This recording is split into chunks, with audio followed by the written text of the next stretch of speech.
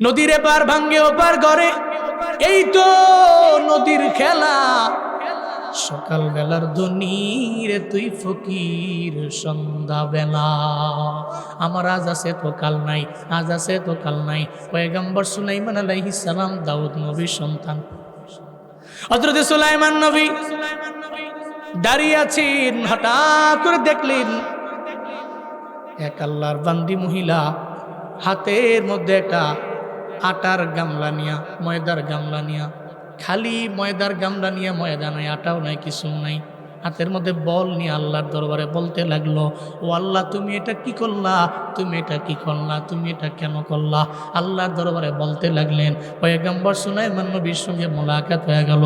পয়গম্বর সুলাইমান নবী বলে, ও মহিলা, আল্লাহর দরবারে তুমি হাতের মধ্যে খালি একটা বল লইয়া কেন এটা বলো, আল্লাহ তুমি এটা কি করলা, তুমি এটা কেন করলা, এটা কেন বলো। এটা বলতে দেরি মহিলার চোখ দিয়া গড়ায় গড়ায় পানি পড়ে। মহিলা কয়, তোমারে চিনলাম না, আগে তুমি আমারে তোমার পরিচয় দিয়া দাও। আমার পরিচয় হলো আমি দাউদ নবীর সন্তান সুলাইমান। সুলাইমান তুমি কয় হ্যাঁ। আল্লাহর দরবারে আমি কেন বলছি, কেন আল্লাহর দরবারে বলতেছি, আল্লাহ তুমি এটা কি করলা, কি করলা, এটা কেন করলা। আল্লাহর দরবারে কেন বলি জানুনি, আমি বড় গরিব, আমি চাইলেও আমার সন্তানদের জন্য খাবার নিয়ে আমি যাইতে পারি না। আল্লাহ আবার এমন ভিখারি বানাইছেন, আল্লাহ আমার এমন ভিখারি বানাইছেন, আমি সারাদিন লাগে ভিক্ষা করি, এরপরে আমার সন্তানের জন্য আমি খাবার নিয়ে যাই। কিন্তু আমার মাওলার কুদরতের কারিশমা আছে, কি থেকে যেন কি হয়ে গেল। সারাদিন লাগে আমি একজনের বাসার মধ্যে আমি কাজ করলাম, আমাকে ওই বাসাতে কাজ করার বিনিময় আমার হাতের মধ্যে এক গামলা আটা দিয়ে দিল। আমি গামলাটা নিয়ে বাসার দিকে রওনা। আমি যাওয়ার সময় নদীর কিনারা দিয়ে যাইতেছিলাম, প্রত্যেকে যেন একটা জোরে বাতাস আসলো। ওই বাতাসের কারণে বাতাস আমার বলের আটাগুলো উড়ে নিয়ে চলে গেছে। এ কারণে আমি আল্লাহর দরবারে বলতে থাকলাম, মাওলারে তুমি এটা কি করলা, এটা কি করলা, এটা কেন করলা। এই জন্য আল্লাহর দরবারে বলতে লাগলাম। সুলাইমান নবী কয়, চিন্তা করো না, আমার বাবা দাউদ সিংহাসনে বসে আছে, আমি জানি তুমি যদি তার দরবারে যাও তিনি তোমারে ফিরে দিবে না। ও মহিলা, এখনই খালি গামলা নিয়ে বাবা দরবারে চলে যাও। প্রতিমধ্যে যাওয়ার পরে আবার সুলাইমান নবীর সাথে মোলাকাত। সুলাইমান নবী কয়, মহিলা চেহারার মধ্যে হাসি কেন। মহিলাকে আপনার বাবার দরবারে পাঠাইলেন, আপনার বাবা তো আমারে ফিরিয়ে দিল না, বরং আপনার বাবায় আমারে এক বল দিছে, দুই বল দিছে, তিন বল দিছে, এমন না, বরং আমারে 2 বস্তা আটা আমারে দিয়া দিছে, এটা নিয়ে আমি বাড়ির মধ্যে রওনা। মহিলা তুমি খুশি? কয় হা। সুলাইমান নবী কয়, আমার বাবায় তোমার ব্যাপারে ইনসাফ করেন নাই। কি করেন নাই? বাবা আমার ইনসাফ করেন নাই। উনি তো বড় অবাক, কি বলে আমার বেলায় তো ইনসাফ হইল। আমি একটা গামলার আটা আমি হারাইলাম, এর বিনিময়ে 2 বস্তা আটাও পেয়ে গেলাম। কিন্তু সুলাইমান নবী এটা কি বলে, ওনার বাবায় নাকি আমার প্রতি ইনসাফ করতে পারেন নাই। সুলাইমান নবী বিচক্ষণ ছিলেন, বড্ড বিচক্ষণ ছিলেন ভাইদের মধ্যে। আল্লাহ পাক দাউদ নবীর পরে ওনারই কেন ক্ষমতার মধ্যে বসাইল। হঠাৎ করে একদিন সুলাইমান নবীরে ডাকলেন, সব ছেলেদের ডাকলেন। দাউদ নবী প্রশ্ন করলেন 2টা, এই আমার ছেলেরা, এই 2টা সওয়ালের জবাব তোমরা আমারে দাও। নাম্বার 1 সওয়াল করলেন, এই ছেলেরা বলো না তোমাদের চাইতে সবচেয়ে দূরের কোনটা। একজন ছেলে এক একটা বলে। একজনে বলতে লাগলো আমাদের চাইতে সবচেয়ে বেশি দূরের হলো আসমান, আর একজনে বলতে লাগলো দুনিয়ার এক প্রান্ত আমাদের চাইতে অনেক পরিমাণে দূরে। একজন যখন এক একটা বলে, হযরত সুলাইমান নবীর পালা যখন আসলো, দাউদ নবী কয়, ছেলে সুলাইমান তুমি বলো না তোমার চাইতে সবচেয়ে দূরের কোনটা। সুলাইমান নবী কয়, ও বাবা আমার সব ভাইয়েরা মিলে একজনে বলল দুনিয়ার আসমানটা এদের চাইতে বেশি দূরে, আর একজনে তো এমন একটা দেশের কথা বলল, আর একজনে জমিনের এক প্রান্তের কথা বলল। কিন্তু আমার কাছে তো এগুলা দূরে মনে হয় না, আমার কাছে মনে হয় এই জমিনের মধ্যে সবচেয়ে দূরে হলো বাড়ির পাশের গোরস্থান। কারণ বাড়ির পাশে কবরে যে আছে তার কোনো খবর নাই। ব্রাহ্মণ বাড়িয়ার বাবা ছেলেরে আমেরিকায় পাঠাইছো, আমেরিকায় পাঠাইয়া খবর নেওয়ার জন্য টেলিফোন দিলে খবর নেওয়া যায়, সময় লাগে না, মাত্র বাবা 5 সেকেন্ড 10 সেকেন্ডের মধ্যে খবর নেওয়া যায়। ইমুর মাধ্যমে খবর নেওয়া যায়, হোয়াটসঅ্যাপের মাধ্যমে খবর নেওয়া যায়, সব কিছুর মাধ্যমে খবর নেওয়া যায়। চাইলে নিতে পারেন কি হালাত তার। কিন্তু আপনার বাড়ির পাশে ঘরের পাশে যেই মায়ের আপনি শুয়ে দিয়ে আইলেন, আজ থেকে 12 বছর হয়ে গেল, 10-12 বছর 15-20 বছর হয়ে গেল। ঈদের দিনে আপনি ঈদের নামাজ পড়া যে মায়ের কবরের পাশে গিয়া দাঁড়াইলেন, ঈদের দিনে তো কেউ কান্না করে না, কিন্তু আপনি মায়ের জন্য কান্না করেন, আপনি বাবার জন্য আপনার চোখ দিয়ে ঘোরা ঘোরা পানি পড়ে। আপনি যে ওখানে ডাক দেন, ও মা ঈদের দিনেও তুমি আমার দ্বারে নাই, তুমি কবরের মধ্যে একা একা আসো। ওই কবরের মধ্যে কেমনে আসো মা আমি জানি না। একটা বারের জন্য মা আপনারা জাদু বইলা ডাকে না, একটা বারের জন্য আপনার নাম দইরা ডাক দেয় না। আপনি প্রতি বছর 2 ঈদের দিনেই তো মা বাবার কবরের পাশে গিয়া দাঁড়াইলেন, প্রতি সপ্তাহে সপ্তাহে মা বাবার কবরের পাশে যান, অথচ আপনার বাড়ির পাশে ঘরের পাশে বাসমুরার আঙ্গিনায়। এরপরেও মায়ের খবর কেন নেওয়া যায় না, বাবার খবর কেন নেওয়া যায় না? জমিনের এক প্রান্ত থেকে আরেক প্রান্তে চলে গেল, খবর নেওয়া যায়, কবরের তো খবর নেওয়া যায় না। কবরের ওই ব্যক্তির হালাতটা কি জানা যায় না। এর মানে বোঝা গেল জমিনের কোনো কিছু আমার চাইতে আমাদের চাইতে দূরে না, আমাদের চাইতে সবচেয়ে দূরের হলো কবর, ঠিক কিনা?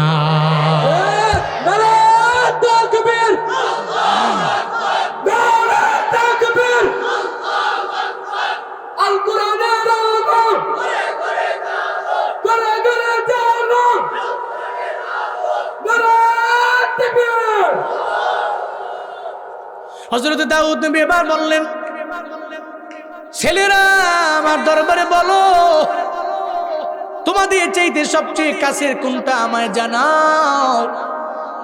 হযরতে দাউদ নবী যখন সন্তানদের এটাইকে এবার বললেন, এবার সন্তানেরা এক একজনে এক একটা বলে, এক একজনে বলে নাক, আর একজনে বলে চোখ, আর একজনে বলে কান, এক একজনের জবান থেকে এক একটা বের হয়ে গেল। একটা পর্যায়ে যখন দাউদ নবীর পালা আসলো, সুলাইমান নবীর পালা আসলো, দাউদ নবী কয়ে, ছেলে সুলাইমান তুমি বলো না তোমার চাইতে সবচেয়ে কাছের কোনটা? সঙ্গে সঙ্গে বলে দিলেন, বাবা রে আমার ভাইরা তো এক একজনে এক একটা কথা বলে, একজনে নাকের কথা বলে, আর একজনে চোখের কথা বলল, আর একজনে কানের কথা বলল, আর একজনে ব্রেইনের কথা বলল, কিন্তু আমার কাছে এগুলো আমার কাছের মনে হয় না। আমার কাছে মনে হয় আমার জীবনের সবচেয়ে কাছের হলো আমার মরণ। জমিনের চোখ আমার বেশি দূরে না, আমার কাছে আমার কান্না, আমার কাছে আমার ব্রেন না, বরং আমার কাছে হলো আমার মরণ। যে কোনো সময় তো মরণ হয়ে যাইতে পারে। এই ভয়ঙ্কর অবস্থায় বক্তার তো মরণ হয়ে গেল গাইবান্ধার গোবিন্দগঞ্জের মহিমাগঞ্জে। উনি জানতো না বয়ান করার সময় ও 2 দিন পরে উনি বয়ান করতে পারবে না, কবরের মধ্যে থাকবে। আবার এই বয়ানের মধ্যে ওনার মরণ চলে আসবে। সারা দেশের মানুষেরা ওনার মরণের ব্যাপারে জানবে। একটা বারো উনি কল্পনাও করতে পারেন নাই। যদি উনি জানতেন তাহলে ওই দিন বয়ানের ময়দানে বয়ান করার জন্য উনি আসতেন না, ওনার ফ্যামিলিরাও দিত না। কিন্তু উনি জানেন না, এক কথায় মরতে হবে, মরণশীল আমরা, তবে কোন সময় কোথায় মরবো এই ব্যাপারে জানা নাই। যে কোনো টাইমে আমার আপনার মরণ হতে পারে কি পারে না। আমার মরণ আসিবে কখন কেউ তো জানে না, আমার মরণ আসিবে কখন কেউ তো জানে না। আমি মরে গেলে আমায় তোমরা ভুইলা যাইও না, আমি চলে গেলে আমায় তোমরা ভুইলা যাইও না। ডাইনে বামে মাটি আমার মাটির বিছানা, ডাইনে বামে মাটি আমার মাটির বিছানা। এই দুনিয়ায় চিরজীবন থাকার জায়গা না, অন্ধকার কবর যে আমার আসল ঠিকানা। সবাই রেখে আমায় চলে যাবে, সঙ্গী হবে না, সবাই রেখে আমায় চলে যাবে, সঙ্গী হবে না।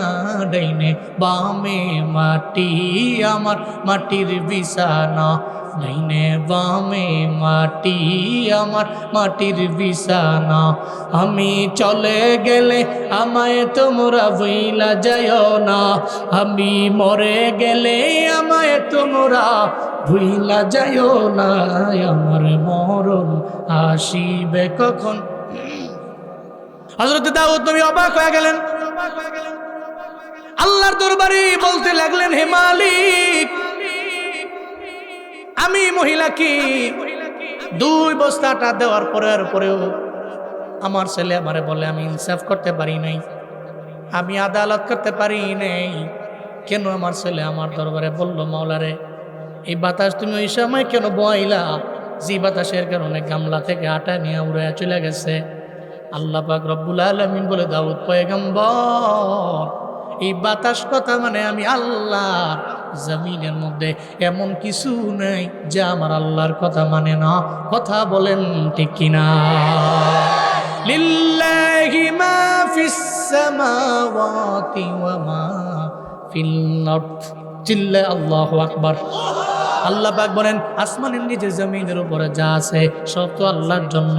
আল্লাহর জন্য এরা কাজ করে, আল্লাহর তাসবিহ জপে, আল্লাহ যা আদেশ দেয় তা মানে, আল্লাহ যা নিষেধ করে তা করে না। আল্লাহকে নবী দাউদ বাতাস তো কথা মানে আমি আল্লাহর। ওই মহিলাটা যখন হাতের মধ্যে গামলা ভর্তি আটা নিয়ে যখন ওই মহিলাটা নদীর কিনারা দিয়ে হাইটা যায়, ওই সময় নদীর মধ্যে একটা জাহাজ এমন একটা হালাত হয়ে গেল, ওই জাহাজের নিচে একটা ছিদ্র হলো, ওই জাহাজের নিচ দিয়ে পানিও ঢুকতে লাগলো। জাহাজের সব লোকেরা এরা বড় চিন্তায় পড়ে গেছে। নদীর মাঝে যদি নৌকা ডুবে যায়, জাহাজের মধ্যে মালের কোনো অভাব নাই, সমস্ত মালগুলো নদীর মধ্যে চলে যাবে। শুধু তাই না, ওই লোকগুলাও তো মারা যাবে। এরা সঙ্গে সঙ্গে বিপদের মধ্যে পড়ে গেল। এরা আল্লাহর দরবারে কান্নাকাটি করতে লাগলো, ও দয়ার মালিক, ঝামেলায় পড়লাম, বিপদে পড়ে গেলাম, আমাদের জাহাজের নিচে ছিদ্র হয়ে গেছে, এই জাহাজটা ডুবে যাবে এমন একটা ভাব হয়ে গেছে। মাওলা রে, এই ঝামেলা থেকে তুমি ছাড়া কেউ বাঁচাইতে পারে না, তুমি ছাড়া তো সাহায্যকারী কেউ নাই। কারণ জমিনের মধ্যে বান্দা যখন বিপদে পড়ে যায়, ডানে বামে কেউ নাই, কেউ যেখানে নয় ওখানে তো একজন আছে, চিনলে বলেন তার নাম। ওহুয়া মাআকুম আইনামা কুনতুম ওয়াল্লাহু বিমা তা'মালুনা বাসীর।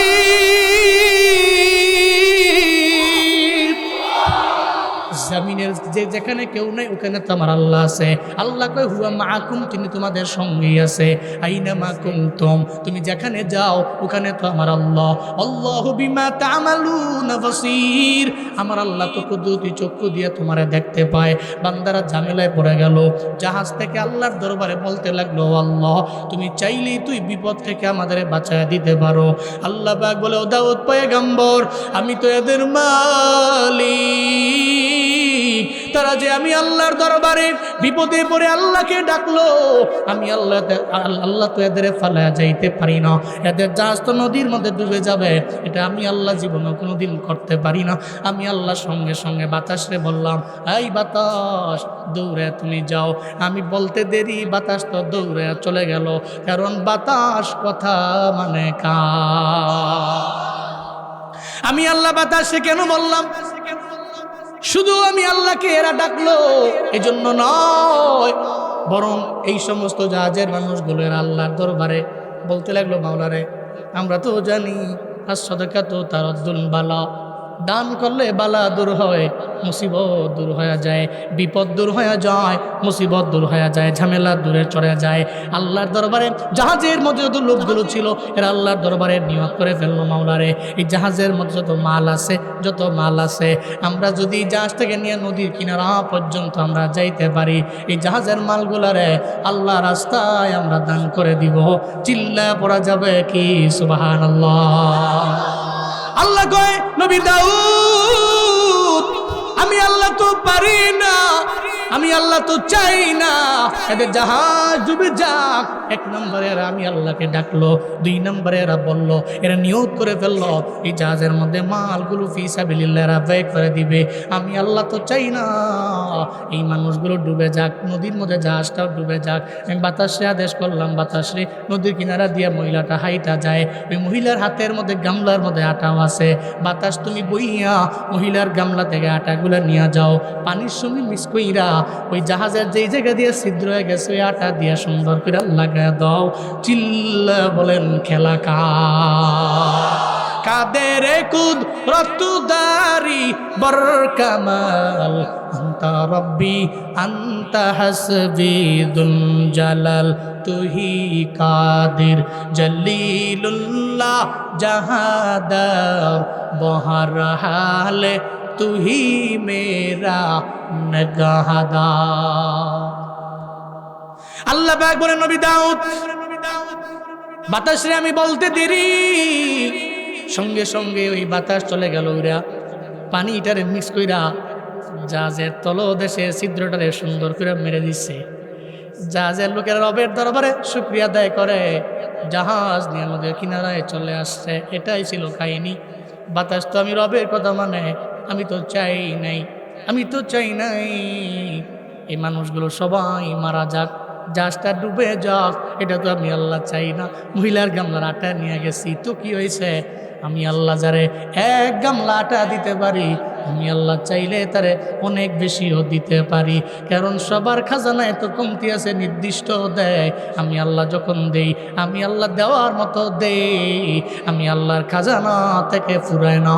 চিল্লায় পড়া যাবে কি সুবহানাল্লাহ।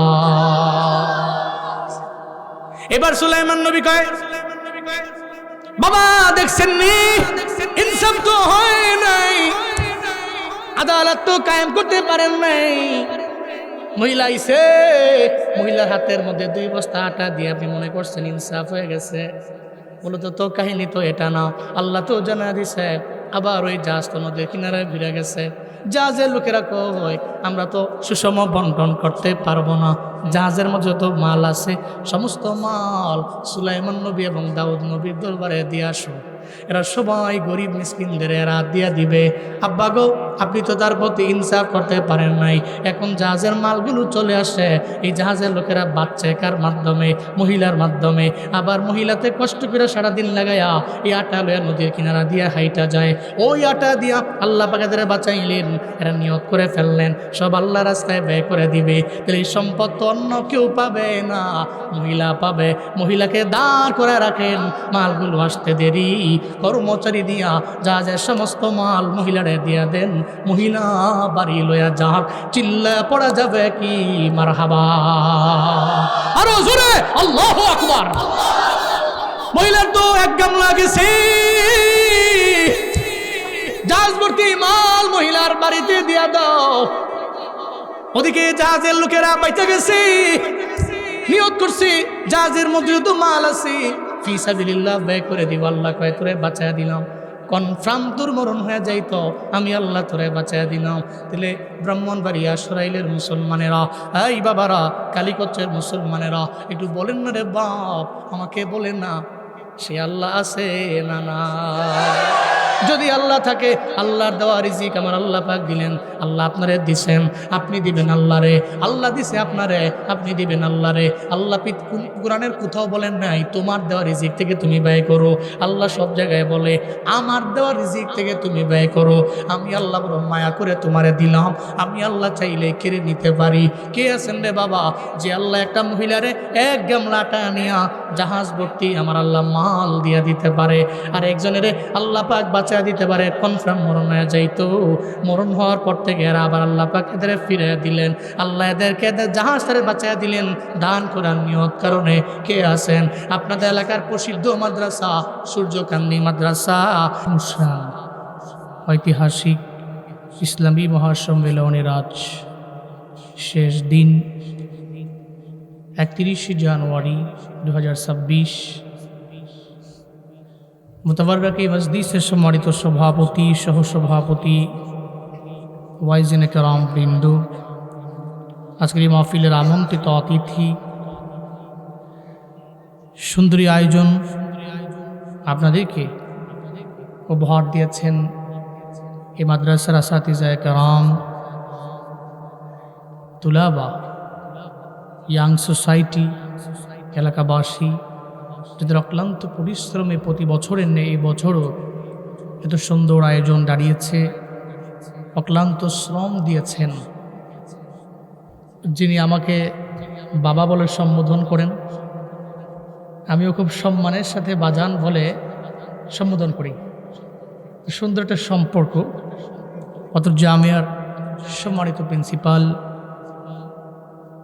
বিশিষ্ট ইসলাম চিন্তাবিদ হযরত মাওলানা শেখ আজিজুল ইসলাম জালালি হাফিজাহুল্লাহ তাআলা ওয়া রাআ, আর অনেকেই আজকে এই মাহফিলের জন্য শ্রম দিয়েছেন, মাদ্রাসা কমিটি শ্রম দিয়েছেন। আমরা প্রত্যেকের নাম বলা পসিবল নয়, কিন্তু এই মানুষগুলো ভালো কাজের ব্যাকগ্রাউন্ডে দাঁড়িয়েছেন। আমরা বললেই কি আর নাম না বললেই কি, একজন তো জানেন তিনি কে। আজকে এই মাহফিলে আপনারা আসতে পেরে খুশি না বেজার? খুশি হলে তো মানুষ হাসি দেয়, কারো চেহারায় কোনো হাসি টাসি নাই। আপনারা রাগ করছেন নাকি? তো দোয়া করেন যারা আয়োজন করেছেন, আল্লাহ প্রত্যেককে দুনিয়া এবং আখেরাত উভয় জগতে কল্যাণকামীদের অন্তর্ভুক্ত বানিয়ে দেন। সকলেই পড়েন আমিন। এই যে মাহফিলে আসতে পারা, বসতে পারা, কিছু দিনই আলোচনা শুনতে পারা, বলতে পারা, এই সমস্ত কিছুর তৌফিক দাতাকে আল্লাহ ছাড়া এই পৃথিবীতে সেকেন্ড কে আছে যে আমাদের তৌফিক দিতে পারে? আছে? ওমা তৌফিকি, আয়োজককে যদি আল্লাহ পাক তৌফিক না দিতেন তাহলে এই সুন্দর মজমা আয়োজন করা ওনাদের দ্বারা পসিবল হতো না। আমি বক্তা সাহেব কথা বলছি, এই কথা বলার মতো তৌফিক যদি আল্লাহ না দিতেন আমি বলতে পারতাম না। আপনারা যে শুনতে বসে আছেন, আল্লাহ তৌফিক না দিলে আজকে এই মাহফিলে আপনি নিজেকে উপস্থিত করতে পারতেন না। কারণ আপনার মতো বহু মানুষ চাইলেই আজকে এই মাহফিলে আসতে পারে, কিন্তু আসবে না। এর কাশি দিয়া বাইন্দাও আনা যাবে না, কারণ বহু লোক আছে। আজাইরা ঘুরে দোকানপাটে আসবে, ঘুরবে, খাবে, চলে যাবে। কিন্তু এই বরকতপূর্ণ মজলিসে উপস্থিত হওয়ার যে সৌভাগ্য, এটা তার হবে না। এই জন্য আল্লাহকে তৌফিক দেয় নাই, সে আসতে পারে নাই। আল্লাহ আপনাকে তৌফিক দিয়েছেন, এই জন্য এসেছেন। তাহলে তৌফিকটা কার? চিল্লায়া পড়ি আলহামদুলিল্লাহ। আমার সাথে পড়ুন রব্বানা লাকাল হামদ হামদান কাসীরান তাইয়িবান মুবারাকান ফি ইয়া রাব্বি লাকাল হামদু কামা ইয়ানবাগি লিজালালি ওয়াজহিকা ওয়া আযীমি সুলতানিক লাকাল হামদু বিল ঈমান লাকাল হামদু বিল ইসলাম লাকাল হামদু বিল কুরআন। আমরা আমাদের জীবনের তিনটা ইম্পর্টেন্ট বিষয় দিয়ে প্রশংসা করলাম কার? নাম্বার 1 ঈমান, নাম্বার 2 ইসলাম, নাম্বার 3 কুরআন। এই তিনটা বিষয় আমাদের জীবনে গুরুত্বপূর্ণ। কম না বেশি? কেমন বেশি বলা হয়ে থাকে, সারা দুনিয়ার সমস্ত সম্পত্তি যদি একটা পাল্লায় দেয়, আর একটা পাল্লায় যদি হযরত বেলাল রাদিয়াল্লাহু আনহুর ঈমানটাকে দেয়, তো সারা দুনিয়ার সমস্ত সম্পত্তির পাল্লাটা হালকা হয়ে যাবে। হযরত বেলাল রাদিয়াল্লাহু আনহুর আহাদ শব্দের যে ভারত্ব, এর ওজন, এই পাল্লাটা ভারী হয়ে যাবে। এই জন্য মুমিনের কাছে ঈমান দামি, মুসলিমের কাছে ইসলাম দামি, তার কাছে কোরআনটা দামি। আপনাকে যদি অনেক দামি দামি লেখকের বই যদি আপনার হাতে দেই, আর যদি এর ফাঁকে কোরআনটাকেও দেই, আর যদি বলি আপনি সামনে টেবিল আছে সাজান, তো সাজাবেন কেমনে? আপনি সমস্ত বইগুলোকে নিচে দিয়া কোরআনটাকে উপরে দিবেন, ঠিক কিনা? আপনার কাছে দুনিয়ার সমস্ত বইয়ের চাইতে কোরআনের দাম কোটি গুণ বেশি। এই জন্য যেগুলো দামি, এগুলোকে দাম দিতে হবে। ঈমান দামি, ইসলাম দামি, কোরআন দামি, এমনকি most important of our life, আমাদের জীবনে খুব বেশি গুরুত্বপূর্ণ। সো এটাকে প্রায়োরিটি দেওয়া লাগবে। যে নাম্বার 1 হচ্ছে ঈমান। আপনি জমিনে অনেক ভালো কাজ করছেন, কিন্তু ঈমান নাই। জমিনের মানুষের পক্ষ থেকে আপনি প্রতিদান পাওয়ার যোগ্য, বাট আল্লাহর কাছে নয়। কারণ আপনি আমল করবেন ঈমান আনার পরে, আপনার ঈমানটাকে মজবুত করে আপনি আমল করবেন, এই দুইটার বিনিময়ে আপনার কপালে জান্নাত। ঈমান আছে আবার আমল নাই, তাও হবে না। আচ্ছা, ঈমানটাকে প্রায়োরিটি দেওয়া লাগবে, ঈমানের পরে আমল। আমি খুতবায় যে আয়াতে কারিমা তিলাওয়াত করেছি সূরাতুল বাকারার 3 নম্বর আয়াত, আল্লাহ পাক এখানে আল্লাহর পক্ষ থেকে যারা হিদায়াত প্রাপ্ত, হুদাম মির রাব্বিহিম হুমুল মুফলিহুন, যারা এই সমস্ত ব্যক্তিদের গুণ বলেছেন, তাদের রবের পক্ষ থেকে হিদায়াত এবং সফল কাম তারা, মুফলিহুনদের অন্তর্ভুক্ত তারা। আল্লাহ সে ব্যাপারে এদের গুণগুলো বলছেন। গুণগুলো কি? সূরাতুল বাকারার 3 নম্বর আয়াত, আল্লাযীনা ইউমিনুনা বিল গায়বি ওয়া ইউকিমুনাস সালাহ ওয়া মিম্মা রাযাকনাহুম ইউনফিকুন।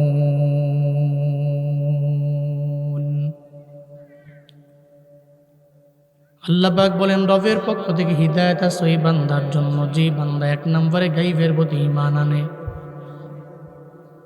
গায়বের প্রতি ঈমান কেমন? সেই ঈমান যে গায়বের প্রতি ঈমান মানে আল্লাহরে দেখা যায় না, ছোঁয়া যায় না, ধরা যায় না, জীবনে কোনোদিন আল্লাহরে দেখলো না, এরপরও আল্লাহ নিয়ে গালি দিলে ওর মাথা নষ্ট হয়ে যায়, ময়দানের মধ্যে নাইবা নিজের জীবনটা পর্যন্ত বিলীন করে দিতে দ্বিধা করে না। আল্লাহকে দেখছো নি? কয় না। জীবনে কোনোদিন আল্লাহকে পাইছো? কয় না। এরপরেও গায়বের প্রতি মানানো কেন? আল্লাহর পক্ষ থেকে হিদায়াত নিয়ে আগায়া যাব এবং সফল কামদের দলভুক্ত আমি হয়ে যাব, এই চিন্তা নিয়ে বান্দাটা গায়বের প্রতি মানানে, অদৃশ্যের প্রতি ঈমান। মদিনার নবীর জীবনে কোনোদিন পায় নাই, এরপরেও নবীর জন্য চোখ দিয়ে গড়ায় গড়ায় পানি ফালায়। আল্লামা জুবায়ের আনসারী রহমাতুল্লাহ আলাইহি নবীর যে কাহিনী বলার যে ধরন, ওই সুন্দর সুর শুইনা শুইনা চোখ দিয়া গড়ায় গড়ায় পানি পড়ে। নবীরে দেখছো? কয় না। এরপরেও কান্দু কেন? আমার ঈমানটাই তো গায়বের প্রতি ঈমান, আমি দেখলাম না এরপরেও আমি ঈমান আনলাম। আর গায়বের প্রতি যে বান্দাটা ঈমান আনলো, আল্লাহর পক্ষ থেকে তার উপরে চলে আসলো পরিপূর্ণ হিদায়াত। আর আল্লাহর পক্ষ থেকে যার কপালে হিদায়াত, তারা সফল কামদের দলভুক্ত। ঘোষণা আমার না, চিল্লে বলেন ঘোষণা কার? আল্লাহ পাক বলেন 1 নম্বরে গুণ গায়বের প্রতি ঈমান। যারা গায়বের প্রতি ঈমান আনে এরা সফল কাম। আল্লাহরে না দেখাও যে বান্দা অন্যায়ের দিকে যায় না, ঈমান আইনে ঈমানটারে টাকার নিকটে বান্দা বিক্রিও করে না। কারণ ঈমান এমন দামি দৌলত, ঈমান নামক এই জিনিসটারে জীবনও কোনোদিন টাকার দরবারে বিক্রি করা যায় না, এটা কিনতেও পাওয়া যায় না। যদি ওই বান্দা ঈমানটাকে মজবুত করে আগায়, কত পরিমাণে দামি হবে। আবু জাহালের দাম রবের দরবারে আছে? আছে? উতবার দাম রবের দরবারে নাই। সাইবা ওয়ালিদ ইবনে মুগিরার দাম রবের দরবারে নাই। হযরত বিলাল রাদিয়াল্লাহু আনহুর দাম রবের দরবারে আছে না নাই? এত পরিমাণে দামি। ভাই আবু জাহালের দাম তো নাই, কিন্তু সম্ভ্রান্ত পরিবারের লিডার, সম্ভ্রান্ত বংশেরও লিডার, বড় নেতা। আল্লাহর দরবারে কোনো দাম নাই। উতবার কোনো দাম নাই, সাইবার কোনো দাম নাই, ওয়ালিদ ইবনে মুগিরারও কোনো দাম নাই। হযরত বিলাল রাদিয়াল্লাহু আনহুর দাম কেন? উনি তো ছিলেন বড় কালো মানুষ। তো ওনার দাম এই কারণে, ওনার দিলের মধ্যে আছে গায়বের প্রতি ঈমান, ঠিক কিনা? গায়বের প্রতি ঈমানের কারণে বান্দা বড় দামি। আল্লাহকে না দেখে যেই বান্দা ঈমান আনলো, জীবনে কোনোদিন আল্লাহরে দেখলো না, পাইল না, কিন্তু এরপরেও আল্লাহকে ভয় করে বান্দা দূরে ফজরের নামাজে গেল, জোহরে গেল, আসরে গেল, মাগরিব পড়লো, এশাও পড়লো। যেই বান্দা আল্লাহ কয়ার পরে 2 নম্বর গুণটাই তো বান্দার নামাজ কায়েম করা। আল্লাহর পক্ষ থেকে যেই বান্দার কপালে হিদায়াত আছে এবং সফল কাম, নাম্বার 1 বান্দার গুণ হলো গায়বের প্রতি ঈমান, আর 2 নম্বর গুণ হলো ওয়ায়ুকিমুনাস সালাহ, 2 নম্বরে গুণ হলো নামাজ কায়েম করা। 2 নম্বর গুণটা নামাজ কায়েম করা। ঈমান আছে, নামাজের ধারে কাছেও নাই, ফজরেও যায় না, জোহরেও যায় না, আসরেও যায় না, মাগরিব এশা কোনোটায় যায় না, আমলের লাইনে আগায় না। ঈমান আনছে, ওই ঈমানদার তুমি কেমনি কই আমার আব্বা আম্মা মুসলমান, এই কারণে আমিও ঈমানদার, এদের ঘরে জন্ম নেওয়ার কারণে আমি মুমিন, এদের ঘরে জন্ম নেওয়ার কারণে আমি মুসলমান। নিজের এমন মুমিন দাবি কইরা 5 ওয়াক্ত নামাজের 1 ওয়াক্ত পড়ে না, সাপ্তাহিক মুসল্লি, সপ্তাহের মধ্যে একবার জুমার নামাজের মধ্যে যায়, এমন ঈমানদার সমাজে আছে না? না, এমন ঈমানদারের অভাব নাই। কিরে ফজর পড়ছো কয় না, জোহর পড়ছো কয় না, আসর পড়ছো কয় না, মাগরিব পড়ছো কয় না, এশা পড়ছো কয় না। তাহলে তুমি ঈমানদার পরিচয় কেমনে? নামাজ পড়ি না তো কি হইছে, তাহলে ঈমান তো ঠিক আছে। এমন কথা বলে কি বলে না? গায়বের প্রতি ঈমান আনে, গায়বের প্রতি ঈমান আই না, এরপরেও নামাজের ধারে কাছে যায় না, আমলের ধারে কাছে যায় না। এই বাবারা, জিন্দিগিতে আপনি নামাজ পড়লেন না, আমল করলেন না, ঈমানের পরে আমলের লাইনে আগান নাই, আপনাদের জন্য তো একটা মুক্তির রাত আছে, ওখান থেকে আপনি নিয়ত করে নেন। এই যে 3 দিন পরেই তো আপনাদের সামনে আসবে লাইলাতুল বারাত, মুক্তির রাত, শাবানের মধ্য রজনী, শাবান মাসের মধ্য রজনীর মধ্যে আপনি আল্লাহর দরবারে দাঁড়ান।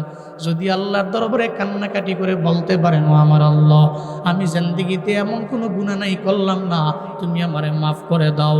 আল্লাহর দরবারে বলতে দেরি হয়ে যাবে, আল্লাহ চাইলে আপনার গুনাহ মাফ কইরা আল্লাহ আপনার জিন্দেগির গুনাহগুলোরে নেক বানাইতে পারে কি পারে না? আল্লাহর দরবারে যদি বলেন, ও দয়ার মালিক, আমি তো তোমার প্রতি ঈমান আনলাম, কিন্তু এরপরে আমি নেক আমলে গেলাম না, ফজর ফরজ নামাজের কোনো ওয়াক্তের মধ্যে আমি গেলাম না, ভালো কোনো কাজের মধ্যে আমি গেলাম না। যদি আল্লাহর দরবারে ওই রাতের বেলা চোখের পানি ফেলে রবের দরবারে কাঁদতে পারেন, যদি আল্লাহর দরবারে আপনি বলতে পারেন না বাপ, তাহলে আপনি রবের দরবারে দামি হতে পারবেন। ওই রাতের বেলা তো আল্লাহ বহু সংখ্যক মানুষের আমার আল্লাহ মাফ করে দেয়, তবে ওই রাতের জন্য আপনাদের আমল শিখিয়ে দেওয়া যায়। এই বাবারা, আজকের এই ময়দানে বয়ান শোনার জন্য আসলেন, লাইলাতুল বারাত নিয়ে কেউ বাড়াবাড়ি করে, আবার কেউ সারাসারিও করে। লাইলাতুল বারাতে রাতের বেলা আপনি করবেন কি? আল্লাহ নবী জানায়া দিলেন, ইদা কানা লাইলাতুন নিসফি মিন শাবান ফাকুমু লাইলাহা ওয়াসুমু নাহারাহা ফাইন্নাল্লাহা তাআলা ইয়ানজিলু ফিহা লিগুরুবিশ শামসি ইলাস সামাইদ দুনিয়া ফায়াকুল আলা মিন মুস্তাগফিরিন ফাগফির লা, আলা মিন মুস্তারজিকিন ফারযুকহু, আলা মিন মুবতালান ফাআফিয়াহু ফি, আলা কাযা হাত্তা ইয়াতলুআল ফাজর। আল্লাহ নবী জানায়া দিলেন, শাবানের মধ্য রজনী তুমি যখন পাবে, ইযা কানা লাইলাতুন নিসফি মিন শাবান, শাবানের মধ্য রজনী যখন তোমার সামনে চলে আসলো, কুমু লাইলাহা, রাতের বেলা তুমি নামাজের মধ্যে দাঁড়াও, ওয়াসুমু ইয়াওমাহা ওয়াসুমু নাহারাহা, এরপরে দিনের বেলা তুমি একটা রোজা রাখো, রাতের বেলা নামাজ পড়ো, রাতের বেলা নামাজে দাঁড়ায় যাও, তোমার মুসল্লার বিছাইয়া সিজদার মাত্রা বাড়াও, নামাজের কিয়ামের মধ্যে লম্বা সময় ধরে তুমি দাঁড়ায় থাকো, তাহলে রাতের বেলা লাইল হবে, নামাজ হবে। এরপরে আল্লাহর নবী জানায়া দেয়, কেন তুমি রাতের বেলা আল্লাহর দরবারে কান্না করবা? আল্লাহ নবী জানায়া দেয়, আল্লাহ ওদিন প্রথম আসমানে আইসা আল্লাহ তোমারে বারবার ডাকে, আলা মিন মুস্তাগফিরিন ফাগফির লা, আলা মিন মুস্তারজিকিন ফারযুকহু, আলা মিন মুবতালান ফাআফিয়াহু ফি, আলা কাযা হাত্তা ইয়াতলুআল ফাজর। আল্লাহ নবী জানায়া দেয়, ও আমার উম্মত, ওই রাতের বেলা আল্লাহ পাক প্রথম আসমানে হাজির হয়ে বারবার তোমারে ডাকে, এই গুনাহগার, জিন্দেগিতে তো গুনাহ কম করো নাই, এই ময়দানে এমন কোনো বান্দা নাই যে দাঁড়াইয়া বলতে পারবে হুজুর আমার জিন্দেগিতে কোনো গুনাহ নাই। আছেন? বলা যাবে না। হাতের দিকে তাকাইলে গুনাহ, পায়ে তাকাইলে গুনাহ, পুরা বডি গুনাহে ভরা। সারা বডিতে গুনার গুনাহ। আল্লাহ নবী জানায় দে, আল্লাহ 12 বার ডাকে, বান্দা তুমি গুনাহ করছো, আমার দরবারে ফিরে আসো। ওই রাতের বেলা তুমি যদি আল্লাহর দরবারে বলতে পারো, আল্লাহ তুমি আমার জিন্দেগীর গুনাহ মাফ করে দাও, আল্লাহর দরবারে যদি বলা যায় লাইলাতুল বারাতে আল্লাহ পাক আপনার জিন্দেগীর সব গুনাহগুলোকে মাফ করে দিবে। আর আল্লাহ যদি মাফ করে দেয়, তার দরবার থেকে পারমিশন নেওয়া লাগবে, অনুমতি নেওয়া লাগবে। কয়জন আছে? সুপ্রিম পাওয়ারের মালিককে জোরে বলেন কে? فيغفر لمن يشاء ويعذب من يشاء والله على كل شيء قدير। চিল্লা জোরে করে পড়েন আল্লাহু আকবার। আল্লাহ পাক বলেন, আমি আল্লাহ চাইলে যে কোনো বান্দারে আমি আল্লাহ চাইলে ক্ষমা করতে পারি। যারে আমার মন চায় আমি আল্লাহ ইখতিয়ার, আমি আল্লাহ যারে মন চায় তারে মাফ করি। আবার যারে মন চায় আমি আল্লাহ আযাবে গ্রেফতার করতে পারি। আল্লাহু আলা কুল্লি শাইইন কাদির, কারণ সব বিষয়ের উপরে ক্ষমতা কার।